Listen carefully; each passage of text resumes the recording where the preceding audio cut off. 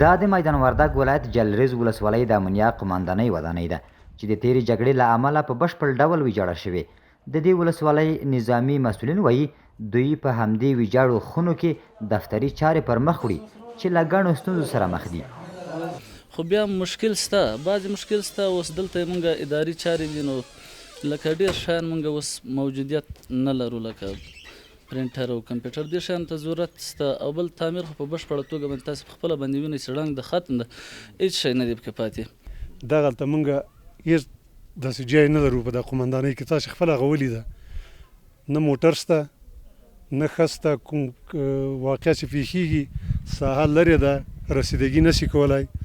نو دغه ولسوالۍ ته باید د تعمیرات کوشش وشي، موټر ورته ورکړل شي چې دوی لږ وضعیت یې صحیح شي. د دغه ولایت امنیه قماندان او ورسره مل نظامي پلاوي د جلریز ولسوالۍ څخه د لیدنې پر مهال مجاهدینو ته ډاډ ورکړ چې د دوی غوښتنې به د امارات لوړپوړو چارواکو ته ورسوي تر څو ژر تر ژره د جلریز ولسوالۍ د امنیه قماندانۍ د ودانۍ رغولو چارې پیل کړي. خپله د امارت اسلامي په پلان کې لري چې د قمنداني د سره ته هغه کو سره افتتاح کو نوې جوړه کو، ځکه مشکلات پکې ډیر دي، د یخ مشکلات دي، د اوبو مشکلات دي، تعمیر مشکلات، ټول مشکلات پکې دي.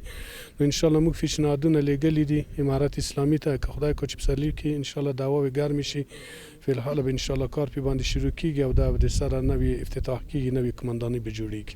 د ویلو ده چې د تیرې جګړې له امله د میدان وردګ ولایت د 8 واړه ولسوالیو ودانۍ ویجاړې شوې دي چې مسؤلین د ورځنیو چارو د پرمخ بیولو په برخه کې له ګڼو ستونزو سره لاس او ګریوان دي.